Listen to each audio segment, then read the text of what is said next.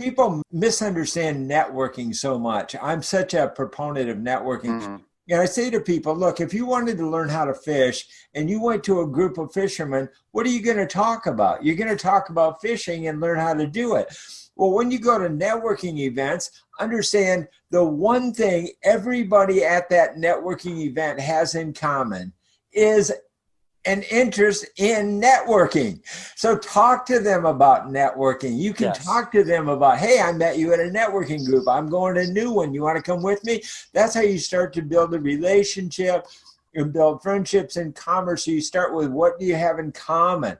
So that's one thing that's important to me. And we found that the networking events we put on with MeetUp are the most successful ones. They're the biggest draws. So one question I have about you is how can we help cross-pollinate groups through cross-group networking so that, you're not just talking to the choir all the time, but you're constantly bringing in new people and growing your group by introducing other like-minded groups and building friendships and commerce of people that have those things in common. My belief is a couple of ways. So number one, how we can more effectively support organizer groups in a way that is also not going to be overly costly for us to pursue. At one point, we built an organizer network, and the internal cost of that organizer network was $3 million. We ended up shutting that down because it just was way more expensive. But there's lighter ways that we could help to facilitate organizers meeting each other. So that's thought one. The second is, I imagine a world where we create a marketplace or an ecosystem where it's easy for an organizer to interact with and contact another organizer about a topic of mutual interest. So for example, if there's a networking group in some location, a networking group in another location, and they want to share best practices around networking, or they want to introduce people to each other from those areas, we need to make it really easy for an organizer to be able to contact another organizer around a shared area of interest. So imagine if there's kind of like a checkbox, and there's a list of, think kind of LinkedIn, how people are endorsed on LinkedIn for different skills. And there's a checkbox of different things that people say, this is something I'm interested in learning more about. This is something I'm interested in building relationships with people. And then we could then easily be a matching service where we say, here's the Uber group of people, everyone who's interested in broadcast, television, best practices, or whatever the case may be. But we need to create the list of topical areas of interest. This is a group of people who are really interested in sharing SEO best practices with each other. We need to create the list of topical areas, and then we just need to reach out to organizers and say, hey, do you want to be part of a larger group that's cross-location and only organizers allowed in this specific topic? And we can facilitate that. What are your thoughts about that? You can do so much with Zoom to connect people together. It's lightweight, it's global, it's fast, it's simple, and it's even mainstream. They even advertise it on radio here. It's just so pedestrian. So it's lightweight, easy to use. I was a huge fan of Anthony Bourdain. I love that whole gig of him going out and reporting on things. I've actually thought of becoming like a combination of the Anthony Bourdain of networking and who uses a nice positive evaluation.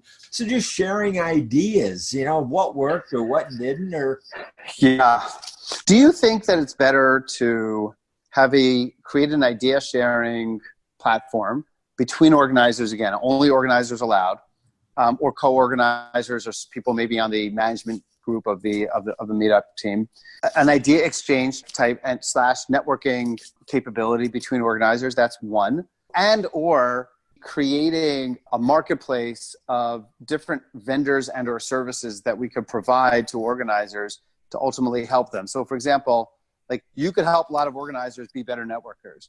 Should we go to our organizers and say, hey, Mike is someone that can help you to become a better networker.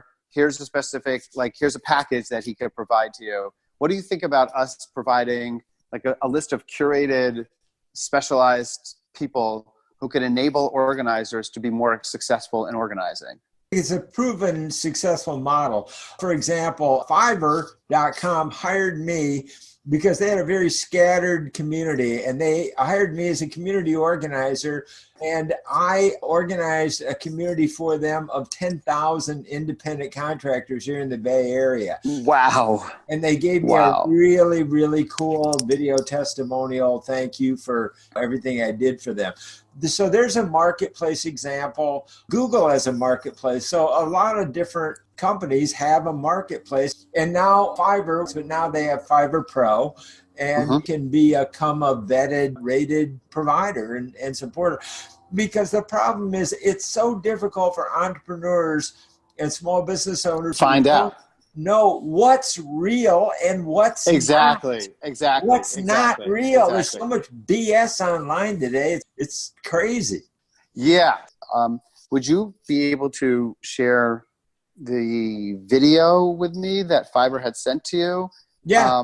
Okay, that's one. The second is I'd love to get a list, 2, 3, or 4 ways to help meetup organizers, ways in which you can help them. And then what I want to do is in figuring out how to create kind of an MVP services offering that we would include use from for the mastermind group around. A good comparison is that the reason why Apple succeeds is because of the group of developers who build apps in support of iOS. So Meetup has a group of people like yourself who enable Meetup success through the work that you do. However, we're not helping to really drive and enable your success. Imagine if we really did more to help and enable your success. That would ultimately increase the benefit, the success of Meetup. I totally agree. I'm also a Google My Business partner. I'm a partner of Google for local events and how to use Meetup to promote your Google My Business. Amazing. Yeah. So if you could send me the list of here's the 3 things that I think I'm awesome in, and a lot of people will be interested. How to use Meetup to promote your events on Google. That's what the 2, 3, 4 different areas are, because then we could even make you available for webinars to organizers, and that could be lead gen to help you grow your business, and that could help Meetup. So I think there's a whole host of different things that we could do. Good. I can do that. I can also bring in Google experts into webinars as a Google partner. Man. Yeah. That's awesome. Exactly. So I can put on meetups and Zoom meetings. The other thing I will send you is, speaking of the gig economy, I'll send you a 60-second soundbite from my radio syndicator, because in the new economy, I started a radio show called New Money Radio. And it's all about how do you make money in the new economy? How can you earn money today? How do you bring in new money into your life? And so we're syndicated on about 500 AM, FM radio stations across the U.S. I'm talking about ABC, NBC, Fox affiliates, and Armed Forces Radio Worldwide, company I helped co-found 30 years ago. And we have 9 radio broadcast studios at Broadway in San Francisco for podcasts, etc. I would love to see that. Soundbite about, and it's a video about where all the radio show is syndicated as well. So those are probably the top 3 things that I would stay focused on. Perfect. I love it. And listen, I think there's a great partnership ahead. You need to take people off of what they're doing at Meetup right now and put them onto this as a project, or else it won't get done. It can't be me running around talking to people. It needs to be like an owner of this, and to really run with it and make this a successful project.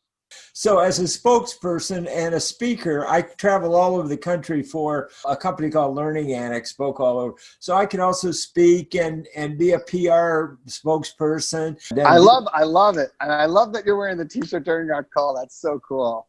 People see me as one guy, but inside I'm a 20-year-old guy who, I took one client from 0 to $200 million in sales, starting from scratch after he'd failed twice on his own, just by changing his elevator pitch. We changed the words, and it was a rocket. So I've been there, done that. I've been to the top of the mountain. I know how to get there, and I'm just a natural enthusiast. I just love what I do. I love it.